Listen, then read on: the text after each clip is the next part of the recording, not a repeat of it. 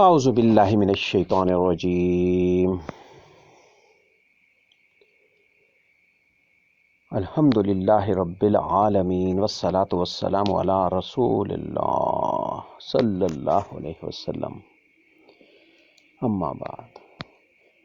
سورۃ الفرقان آیت نمبر 20۔ وما ارسلنا قبلک من المرسلین الا انہم لیاکلون الطعام ویمشون فی الاسواق وجعلنا بعضکم لبعض فتنہ اتصبرون وکان ربک بصیرا۔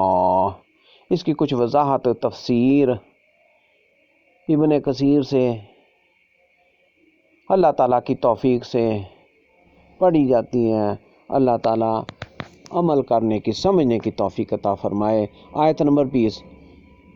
کافر جو اس بات پر اعتراض کرتے تھے کہ نبی صلی اللہ علیہ وسلم کو کھانے پینے اور تجارت بیوپار سے کیا مطلب ہے، اس کا جواب ہو رہا ہے، اس کا جواب دیا جا رہا ہے۔ وہ کہتے تھے نبی پاک صلی اللہ علیہ وسلم کو کہ ہم نے تجھ سے پہلے جتنے رسول بھیجے سب کھانا کھاتے۔ اللہ تعالیٰ فرما رہے ہیں ہم نے تم سے میں سے ہر ایک کو دوسرے کی آزمائش کا ذریعہ بنایا، کیا تم صبر کرو گے؟ تیرا رب سب کچھ دیکھنے والا ہے۔ اس آیت نمبر 20 میں اللہ تعالیٰ کھول کے واضح فرما رہے ہیں یہ جو اعتراض کرتے تھے مشرکین مکہ اور مشرکین یہود و نصارہ اس وقت کے لوگ کہ نبی پاک صلی اللہ علیہ وسلم یہ کھانے پینے اور بازاروں میں اور تجارت بیوپار سے، اس سے ان کا کیا مطلب ہے؟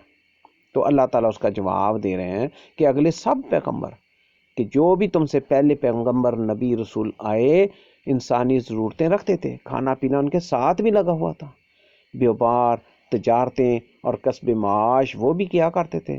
یہ چیزیں نبوت کے خلاف نہیں۔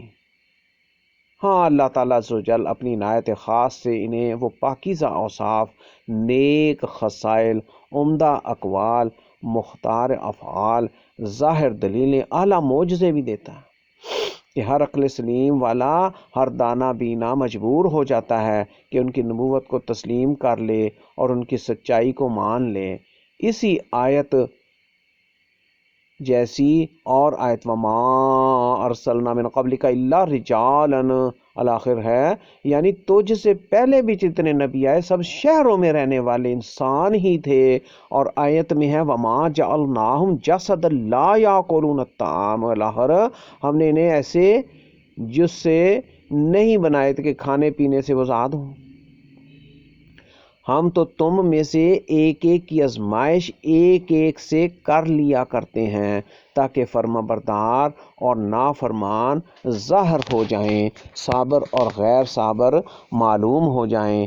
تیرا رب دانا بینا ہے، خوب خوب جانتا ہے کہ مستحق نبوت کون ہے۔ جیسے فرمایا اللہ اعلم حیث یجعل رسالتہ، منصب رسالت کی اہلیت کس میں ہے اسے اللہ ہی بخوبی جانتا ہے۔ اسی کو اس کا بھی علم ہے کہ مستحق ہدایت کون ہے اور کون نہیں، چونکہ اللہ تعالیٰ کا ارادہ بندوں کا امتحان لینے کا ہے، اس لیے نبیوں کو عموماً معمولی حالت میں رکھتا ہے، ورنہ اگر انہیں بکثرت دنیا دیتا تو ان کے مال کے لالچ میں بہت سے ان کے ساتھ ہو جاتے، تو پھر سچے جھوٹے مل جاتے۔ صحیح مسلم شریف میں ہے، رسول اللہ صلی اللہ علیہ وسلم فرماتے ہیں کہ اللہ تعالیٰ نے فرمایا ہے کہ میں خود تجھے اور تیری وجہ سے اور لوگوں کو آزمانے والا ہوں۔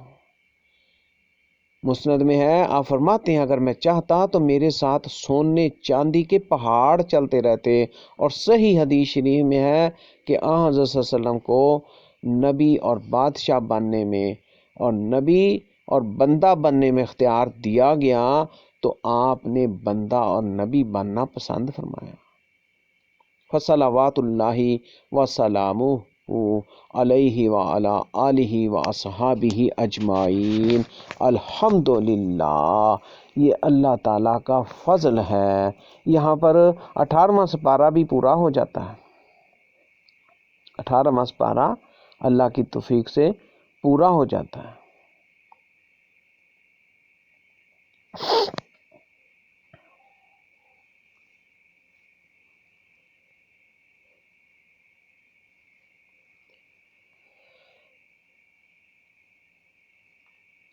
وقال الذين لا يرجون لقاءنا لولا انزل علينا الملائكة او نرى ربنا لقد استكبروا في انفسهم واتوا عتوا كبيرا يوم يرون الملائكة لا بشرى يومئذ للمجرمين ويقولون هجرا مهجورا وقدمنا الى ما عملوا من عمل فجعلناه هباء منثورا واصحاب الجنة يومئذ خير مستقرا واحسن مقيلا۔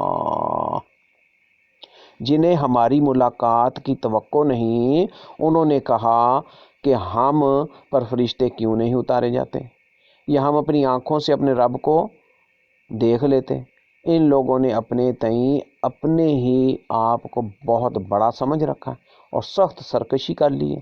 جس دن یہ فرشتوں کو دیکھ لیں گے اس دن ان گناہ گاروں کو کوئی خوشی نہ ہوگی اور کہیں گے کہ یہ محروم ہی محروم کیے گئے ہیں۔ انہوں نے جو اعمال کیے تھے ہم ان کی طرف متوجہ ہو کر انہیں پراگندہ ذروں کی طرح کر دیں گے۔ البتہ اس دن جنتیوں کا ٹھکانہ بھی بہت بہتر ہوگا اور خواب گاہ بھی بہت عمدہ ہوگی۔ سورۃ الفرقان کی آیت مبارکہ 21 تا 24 کی وضاحت اور تفصیل اللہ کی توفیق سے تصدیق نبوت کے لیے اہم کانہ شرائط۔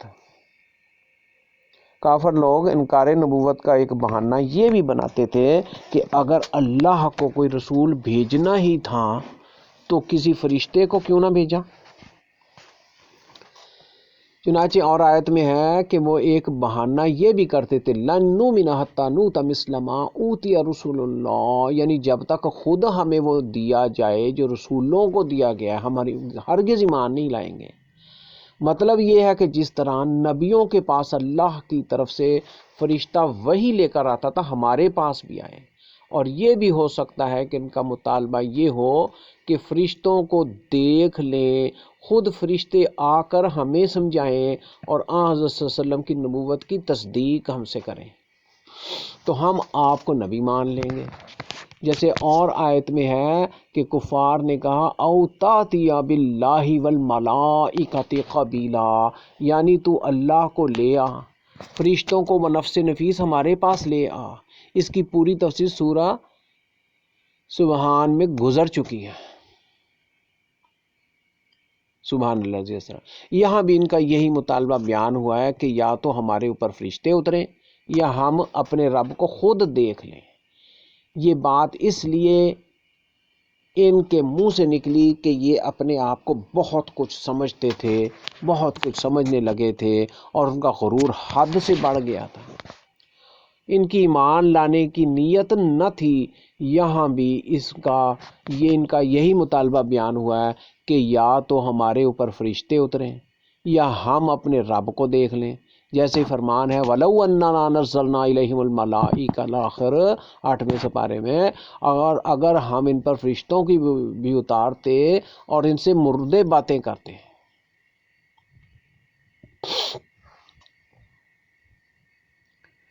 اس وقت کی اور بھی تمام چیزیں ہم ان کے سامنے کر دیتے جب بھی انہیں ایمان لانا نصیب نہ ہوتا۔ اللہ تعالیٰ فرماتا ہے فرشتوں کو یہ دیکھیں گے لیکن اس وقت ان کے لیے ان کا دیکھنا کچھ فائدہ مند، سود مند، بہتر نہیں ہوگا، ان کو کوئی خوشی نہیں ہو سکے گی۔ اس سے مراد سکرات موت کا وقت ہے جب کہ فرشتے کافروں کے پاس آتے ہیں اور اللہ کے غضب اور جہنم کی آگ کی خبر انہیں سناتے ہیں اور کہتے ہیں کہ اے خبیث نفس، تو خبیث اور ناپاک جسم میں تھا، اب گرم ہواؤں، گرم پانی اور نامبارک سایوں کی طرف چل۔ وہ نکلنے سے کتراتی ہے اور بدن میں چھپتی پھرتی ہے، وہ روح بدن سے نہیں نکلنے چاہتی۔ اس پر فرشتے ان کے چہروں پر، ان کی کمروں پر ضربیں لگاتے ہیں، مارتے ہیں، جیسے فرمان ہے وَلَوْ تَرَىٰ إِذِ الظَّالِمُونَ فِي غَمَرَاتِ الْمَوْتِ الْآخِرَةِ، یعنی کاش کہ تو ظالموں کو ان کی سکرات کے وقت دیکھتا جبکہ فرشتے انہیں مارنے کے لیے ہاتھ بڑھائے ہوئے ہوں گے اور کہہ رہے ہوں گے کہ اپنی جانیں نکالو تو آج تمہیں ذلت کے عذاب چکھنے پڑیں گے۔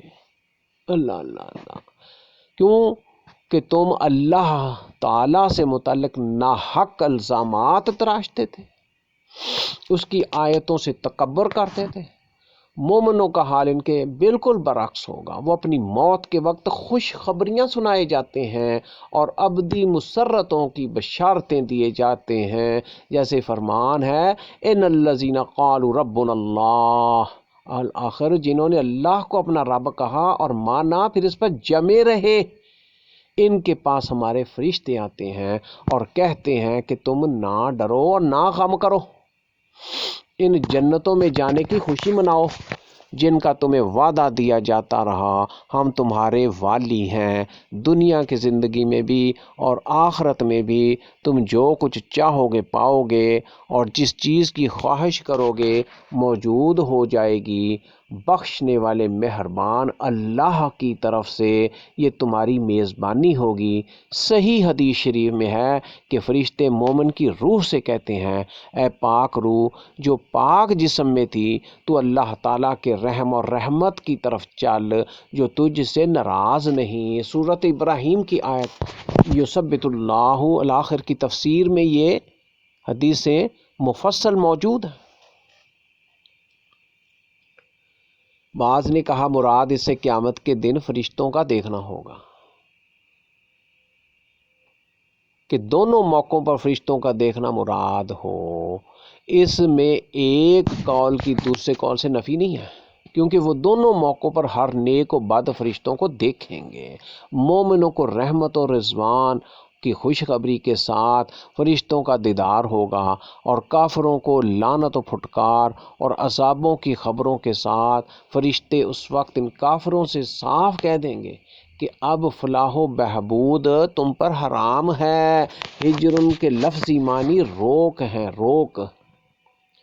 چنانچہ قاضی جب کسی کو اس کی مفلسی یا حماقت یا بچپن کی وجہ سے مال کے تصرف سے روک دے تو کہتے ہیں حجر القاضی علی فلان، حتیم کو بھی ہجر کہتے ہیں، حتیم کو، اس لیے کہ وہ طواف کرنے والوں کو اپنے اندر طواف کرنے سے روک دیتا ہے، بلکہ اس کے باہر سے طواف کیا جاتا ہے۔ عقل کو بھی عربی میں حجر کہتے ہیں، اس لیے کہ وہ بھی انسانوں کو برے کاموں سے روک دیتی ہے۔ پس فرشتے ان سے کہتے ہیں کہ جو خوشخبریاں مومنوں کو اس وقت ملتی ہیں اس سے تم محروم ہو۔ یہ معنی تو اس بنا پر ہیں کہ اس جملے کو فرشتوں کا قول کہا جائے۔ دوسرا قول یہ بھی ہے کہ یہ مقولہ اس وقت کافروں کا ہوگا، وہ فرشتوں کو دیکھ کر کہیں گے کہ اللہ کرے تم ہم سے آڑ میں رہو، تمہیں ہمارے پاس آنا نہ ملے۔ گو یہ معنی بھی ہو سکتے ہیں لیکن دور کے معنی ہیں، بالخصوص اس وقت جب اس کے خلاف و تفسیر جو ہم نے اوپر بیان کی ہے اور سلف سے مروی ہے۔ البتہ حضرت مجاہد رحمہ اللہ سے ایک قول ایسا مروی ہے، لیکن انہی سے صراحت کے ساتھ یہ بھی مروی ہے کہ یہ قول فرشتوں کا ہوگا، واللہ عالم۔ پھر قیامت کے دن اعمال کے حساب کے وقت ان کے اعمال غارت و اکارت ہو جائیں گے، یہ جنہیں اپنی نجات کا ذریعہ سمجھے ہوئے ہوں گے وہ بیکار ہو جائیں گے، کیونکہ یا تو وہ خلوص والے نہ تھے یا سنت کے مطابق نہ تھے، اور جو عمل ان دونوں سے یا ان میں سے ایک چیز سے خالی ہو اللہ کے نزدیک قابل قبول نہیں۔ اس لیے کافروں کے نیک اعمال بھی مردود ہیں، کافروں کے نیک اعمال، ظالموں کے، مشرکوں کے نیک اعمال بھی مردود ہیں، رد کیے جائیں گے۔ ہم نے ان کے اعمال کا ملاحظہ کیا اور ان کو مثل بکھرے ہوئے ذروں کے کر دیا کہ وہ سورج کی شعاعیں جو کسی سوراخ میں سے آ رہی ہوں، ان میں نظر تو آتے ہیں لیکن کوئی انہیں پکڑنا چاہے تو ہاتھ نہیں آتے، جس طرح پانی جو زمین پر بہا دیا جائے وہ پھر ہاتھ نہیں آ سکتا، یا غبار جو ہاتھ نہیں لگ سکتا، یا درخت کے پتوں کا چورا جو ہوا میں بکھر گیا ہو، یا راکھ اور خاک جو اڑتی پھرتی ہو، اسی طرح ان کے اعمال ہیں جو محض بیکار ہیں، غارت ہو گئے، ان کا کوئی ثواب ان کے ہاتھ نہیں لگے گا، اس لیے کہ یا تو ان میں خلوص نہ تھا یا شریعت کی مطابقت نہ تھی یا دونوں وصف نہ تھے۔ پس جب یہ عالم و عادل حاکم حقیقی کے سامنے پیش ہوں گے، اللہ حاکم حقیقی کے سامنے پیش ہوئے تو محض نکمے ثابت ہوئے، اسی لیے اسے ردی اور نہ ہاتھ لگنے والی چیز سے تشبیہ دی گئی ہے۔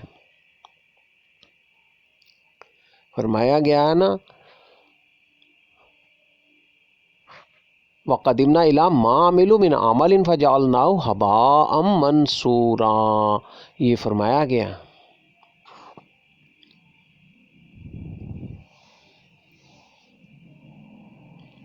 جیسے اور جگہ ہے مَثَلُ الَّذِينَ كَفَرُوا بِرَبِّهِمْ أَعْمَالُهُمْ كَرَمَادٍ اشْتَدَّتْ بِهِ الرِّيحُ، یہ الآخر کافروں کے اعمال کی مثال راکھ جیسی ہے، سواہ جو آگ جل کے پسم پیچھے راکھ بچتی ہے، اس جیسی، جیسے جسے تیز ہوا اڑا دے، انسان کی نیکیاں بعض بدیوں سے بھی ضائع ہو جاتی ہیں، نیکیاں بدیوں سے بھی ضائع ہو جاتی ہیں، جیسے صدقہ خیرات کو احسان جتانے اور تکلیف پہنچانے سے ضائع ہو جاتا ہے، جیسے فرمان یا ایھا الذین آمنوا لا تبطلوا صدقاتکم بالمن والأذی، پس ان کے اعمال میں سے آج یہ کسی عمل پر قادر نہیں، اور آیت میں ان کے اعمال کی مثال اس ریت کے ٹیلے سے دی گئی ہے جو دور سے مثل دریا کے لہریں مارتا ہوا دکھائی دیتا ہے، جسے دیکھ کر پیاسا آدمی پانی سمجھتا ہے لیکن پاس آتا ہے تو امید ٹوٹ جاتی ہے۔ اللہ اللہ اللہ۔ پھر فرمایا ان کے مقابلے میں جنتیوں کی بھی سن لو، کیونکہ یہ دونوں فریق برابر نہیں، جنتی تو بلند درجوں میں، اعلیٰ بالا خانوں میں، امن و امان، راحت و آرام کے ساتھ عیش و عشرت میں ہوں گے، مقام اچھا، منظر دل پسند، ہر راحت موجود، ہر دل خوش کن چیز سامنے، جگہ اچھی، مکان طیب، منزل مبارک، سونے بیٹھنے رہنے سہنے کا آرام، برخلاف اس کے جہنمی دوزخ کے نیچے کے طبقوں میں جکڑ بند، اوپر نیچے دائیں بائیں آگ، حسرت، افسوس، رنج، غم، پھکنا، جلنا، بے قرار، جگر سوز مقام، بد، بری منزل، خوفناک منظر، عذاب سخت۔ نیک لوگوں کے جن کے دل میں ایمان تھا، اعمال مقبول ہوئے، اچھی جزائیں دی گئیں، بدلے ملے، جہنم سے بچے، جنت کے وارث و مالک بنے۔ پس یہ جو تمام بھلائیوں کو سمیٹ بیٹھے اور وہ جو ہر نیکی سے محروم رہے، کہیں برابر ہو سکتے ہیں؟ پس چونکہ نیکوں کی سعادت بیان فرما کر بدوں کی شکاوت پر تنبیہ کر دی گئی ہے، بدکاروں کی شکاوت۔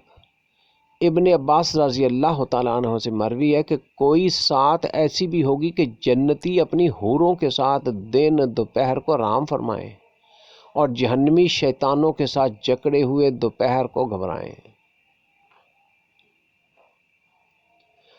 سعید بن جبیر کہتے ہیں اللہ تعالیٰ آدھے دن میں بندوں کے حساب سے فارغ ہو جائے گا، آدھے دن میں بندوں کے حساب سے فارغ ہو جائے گا، پس جنتیوں کے لیے دوپہر کے سونے کا وقت جنت میں ہوگا اور دوزخیوں کا جہنم میں۔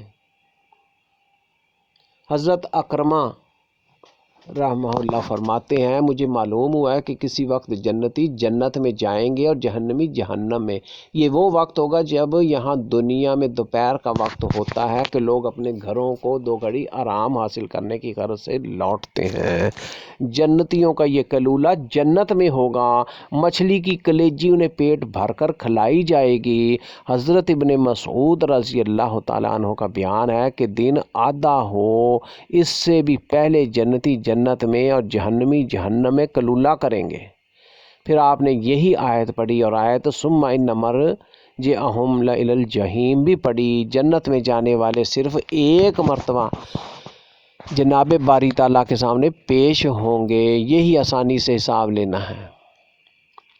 پھر یہ جنت میں جا کر دوپہر کا آرام کریں گے، جیسے فرمان الہی ہے فَأَمَّا مَنْ أُوتِيَ كِتَابَهُ بِيَمِينِهِ فَسَوْفَ يُحَاسَبُ حِسَابًا يَسِيرًا وَيَنْقَلِبُ إِلَىٰ أَهْلِهِ مَسْرُورًا، یعنی جس شخص کو اپنا نامہ اعمال داہنے ہاتھ میں دیا جائے گا اس سے بہت آسان لیا جائے گا، آسان حساب لیا جائے گا، اور وہ اپنے والوں کو کی طرح خوشی خوشی لوٹے گا، اس کا قیام اور منزل بہتر ہے۔ صفوان بن محرز رحمہ اللہ فرماتے ہیں کہ قیامت کے دن دو شخصوں کو لایا جائے گا، دو آدمیوں کو۔ ایک تو وہ جو ساری دنیا کا بادشاہ تھا، اس سے حساب لیا جائے گا تو اس کی پوری عمر میں ایک نیکی بھی نہ نکلے گی، بس اسے جہنم کے داخلے کا حکم مل جائے گا۔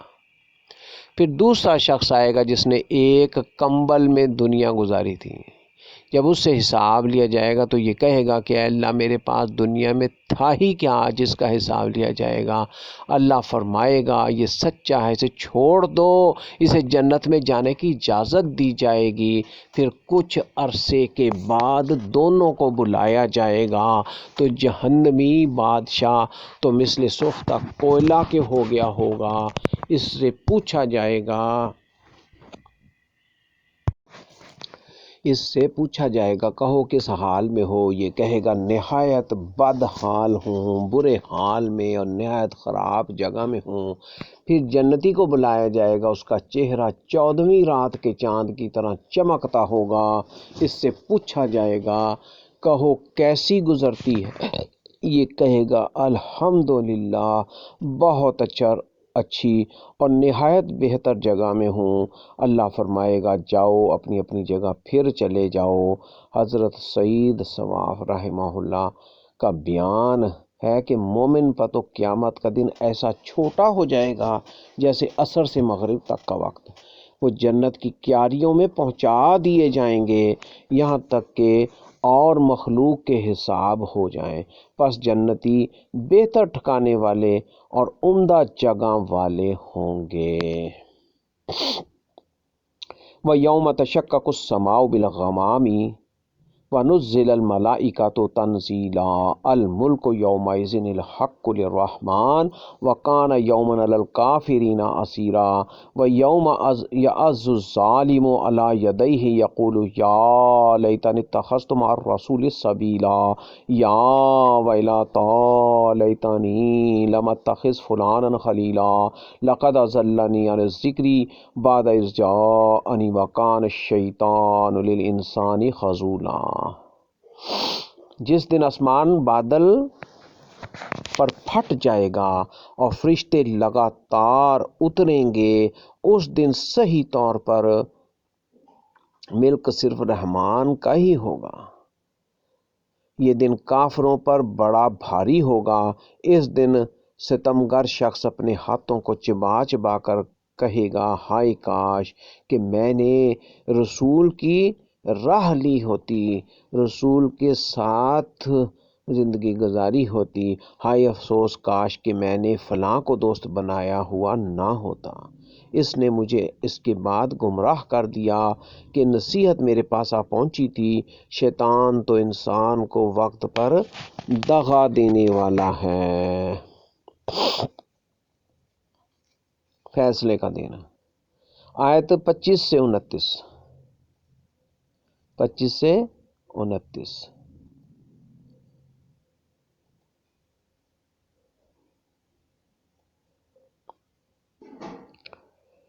سورۃ الفرقان آیت نمبر 25 سے 29 میں کچھ تفصیل وضاحت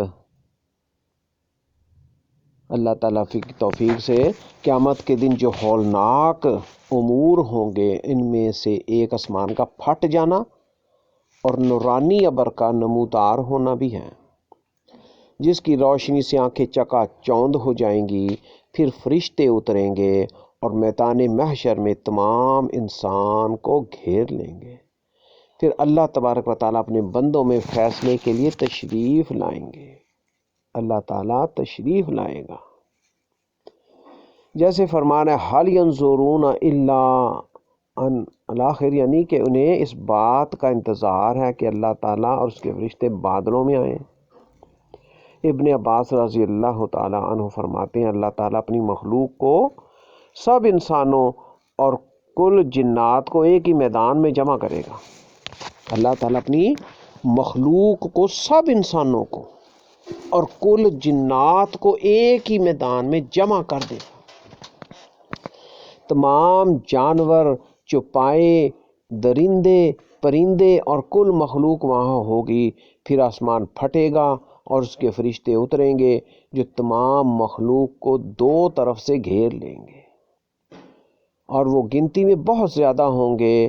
پھر دوسرا آسمان پھٹے گا، اس کے فرشتے اتریں گے جو تمام مخلوق کو دو طرف سے گھیر لیں گے، اور وہ گنتی میں بہت زیادہ ہوں گے۔ پھر تیسرا آسمان شق ہوگا، اس کے فرشتے بھی دونوں آسمانوں کے فرشتے مل کر زمین کی مخلوق سے بھی زیادہ ہوں گے، سب کو گھیر کر کھڑے ہو جائیں گے۔ پھر اسی طرح چوتھا، پھر پانچواں، پھر چھٹا، ساتواں، پھر ہمارا رب عز و جل ابر کے ساتھ سائے میں تشریف لائے گا۔ سبحان اللہ، سبحان اللہ۔ اس کے ارد گرد بزرگ و برتر پاک فرشتے ہوں گے جو ساتویں آسمان اور ساتوں آسمان کی کل مخلوق سے زیادہ ہوں گے۔ اللہ رب العزت جب تشریف لائے گا، اس کے ارد گرد بزرگ تر پاک تر فرشتے ہوں گے جو ساتوں آسمانوں اور ساتوں زمینوں کی کل مخلوق سے زیادہ ہوں گے۔ اللہ اللہ اللہ اللہ۔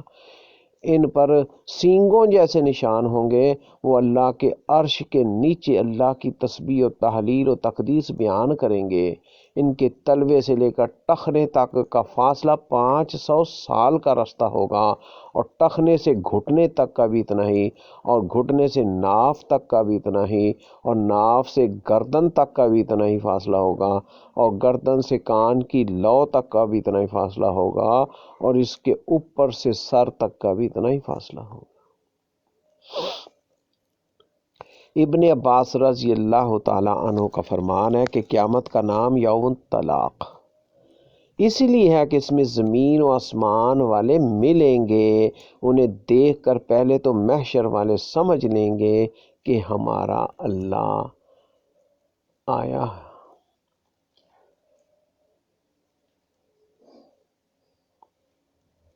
لیکن فرشتے سمجھا دیں گے وہ آنے والا ہے، ابھی تک نازل نہیں ہوا۔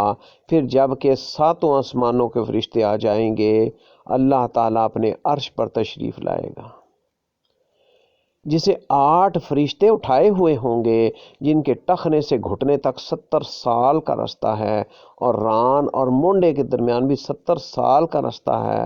ہر فرشتہ دوسرے سے علیحدہ اور جدا گانا ہے، ہر ایک کی ٹھوڑی سینے سے لگی ہوئی ہے، اور زبان پر سبحان الملک القدوس کا وظیفہ ہے۔ ان کے سروں پر ایک پھیلی ہوئی چیز ہے جسے سرخ شفق، اس کے اوپر عرش ہوگا۔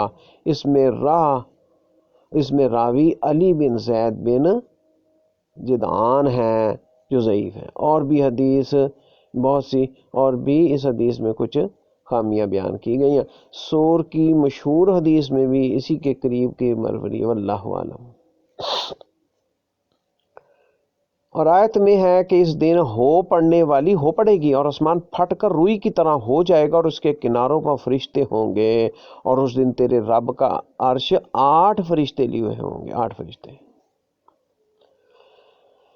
شہر بن حوشب کہتے ہیں رضی رحمہ اللہ، ان میں سے 4 کی تسبیح تو یہ ہوگی: سبحانک اللہم و بحمدک لک الحمد علی علمی کا بعد علمی کا۔ اے اللہ تو پاک ہے، تو قابل ستائش و تعریف ہے، باوجود علم کے پھر بھی بردباری برتنا تیرا وصف ہے، جس پر ہم تیری تعریف بیان کرتے ہیں۔ اور 4 کی تسبیح یہ ہوگی: سبحانک اللہم و بحمدک لک الحمد علی عفوک بعد قدرتک۔ اے اللہ تو پاک ہے اور اپنی تعریف کے ساتھ ہے، تیرے ہی لیے سب تعریف ہے کہ تو باوجود قدرت کے معاف فرماتا رہتا ہے۔ ابو بکر بن عبداللہ رحمہ اللہ کہتے ہیں کہ عرش کو اترتا دیکھ کر اہل محشر کی آنکھیں پھٹ جائیں گی، جسم کانپ اٹھیں گے، دل لرز جائیں گے۔ عبداللہ بن عمر رضی اللہ عنہ فرماتے ہیں کہ جس وقت اللہ عز و جل مخلوق کی طرف اترے گا تو درمیان میں 70,000 پردے ہوں گے، بعض نور کے بعض ظلمت کے۔ اس ظلمت میں سے ایک ایسی آواز نکلے گی جس سے دل پاش پاش ہو جائیں گے۔ شاید ان کی یہ روایت انہی 2 تھیلوں میں سے لی گئی ہوگی، واللہ اعلم۔ اس دن صرف اللہ ہی کی بادشاہت ہوگی، جیسے فرمان ہے لمن الملک اليوم الآخر، آج ملک کس کے لیے ہے، آج بادشاہت کس کے لیے؟ صرف اللہ غالب و قہار کے لیے۔ صحیح حدیث میں اللہ تعالیٰ آسمانوں کو اپنے داہنے ہاتھ میں لپیٹ لے گا اور زمینوں کو اپنے دوسرے ہاتھ میں لے لے گا، پھر فرمائے گا میں مالک ہوں، میں فیصلہ کرنے والا ہوں۔ زمین کے بادشاہ کہاں ہیں؟ تکبر کرنے والے کہاں ہیں؟ وہ دن کفار پر بڑا بھاری پڑے گا، بڑا بھاری ہوگا۔ اسی کا بیان اور جگہ بھی ہے کہ کافروں پر وہ دن بہت گراں گزرے گا۔ ہاں، مومنوں کو اس دن گھبراہٹ و پریشانی نہیں ہوگی۔ حضور علیہ السلام حضور صلی اللہ علیہ وسلم نے کہا گیا کہ یا رسول اللہ صلی اللہ علیہ وسلم 50,000 سال کا دن تو بہت ہی دراز ہوگا۔ آپ نے فرمایا اس کی قسم جس کے ہاتھ میں میری جان ہے کہ مومن پر تو وہ ایک وقت کی فرض نماز سے بھی ہلکا اور آسان ہوگا۔ پیغمبر علیہ السلام کے طریقے اور آپ کے لائے ہوئے کھلے حق سے ہٹ کر رسول اللہ صلی اللہ علیہ وسلم کی راہ کے سوا دوسری راہوں پر چلنے والے اس دن بڑے ہی نادم ہوں گے اور حسرت و افسوس کے ساتھ اپنے ہاتھ چبائیں گے۔ گو اس کا نزول عقبہ بن ابی معیط کے بارے میں ہوا یا کسی اور بارے میں، لیکن حکم کے اعتبار سے یہ ہر ایسے ظالم کو شامل ہے جیسے فرمان ہے یوم تقلب وجوہہم فی النار، پوری 2 آیتوں تک۔ ہر ظالم قیامت کے دن پچھتائے گا، اپنے ہاتھ کو چبائے گا اور آہوزاری کر کے کہے گا کاش کہ میں نے نبی کی راہ اپنائی ہوتی، کاش کہ میں نے فلاں کی عقیدت مندی نہ کی ہوتی جس نے مجھے راہ حق سے گم کر دیا۔ امیہ بن خلف کا اور اس کے بھائی ابی بن خلف کا بھی یہی حال ہوگا، اور ان کے سوا اور بھی ایسے لوگوں کا یہی حال ہوگا۔ کہے گا کہ اس نے مجھے ذکر یعنی قرآن سے بیگانہ کر دیا، حالانکہ وہ مجھ تک پہنچ چکا تھا۔ اللہ تعالیٰ فرماتا ہے شیطان انسان کو رسوا کرنے والا ہے، وہ اسے ناحق کی طرف بلاتا ہے اور حق سے ہٹا دیتا ہے۔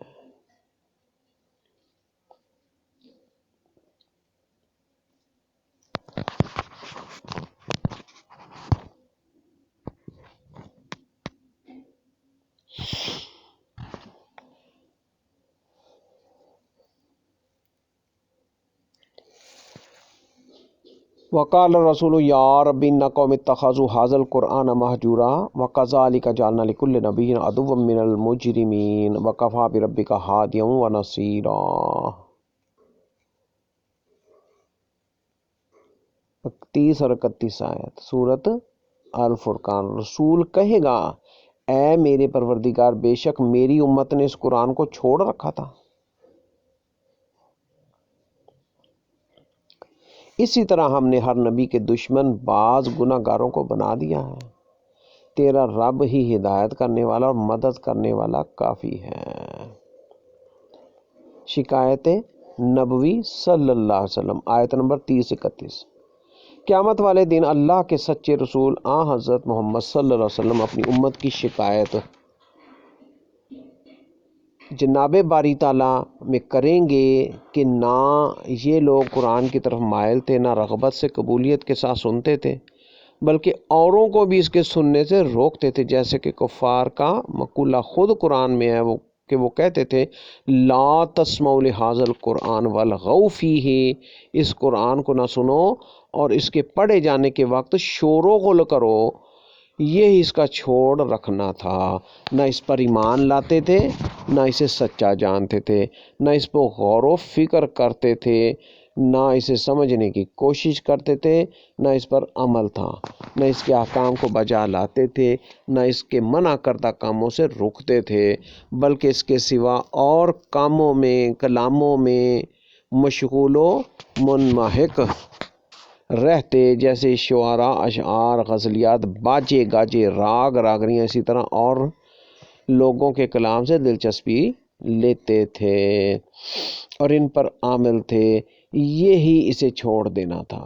ہماری دعا ہے کہ اللہ تعالیٰ کریم وہ منان جو ہر چیز پر قادر ہے، ہمیں توفیق دے کہ ہم اس کے ناپسندیدہ کاموں سے دستبردار ہو جائیں اور اس کے پسندیدہ کاموں کی طرف جھک جائیں۔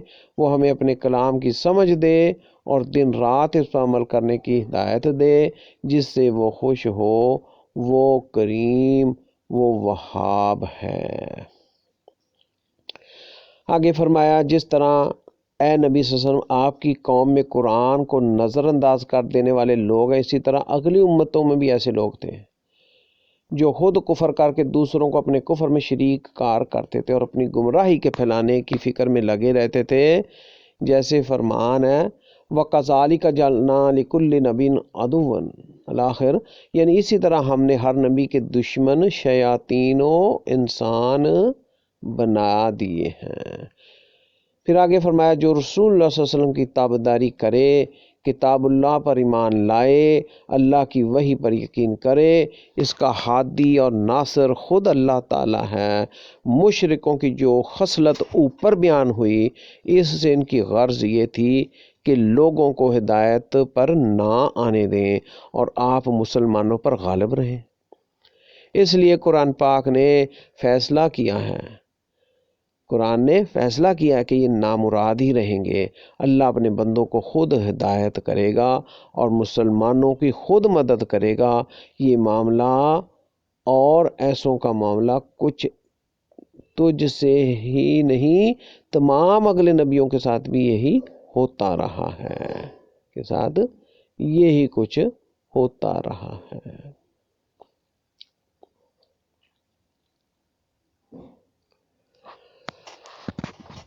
اللہ تعالیٰ کی توفیق سے سورۃ الفرقان 31 آیت تک کچھ وضاحت تفسیر اللہ کی توفیق سے پڑھی گئی، بیان کی گئی۔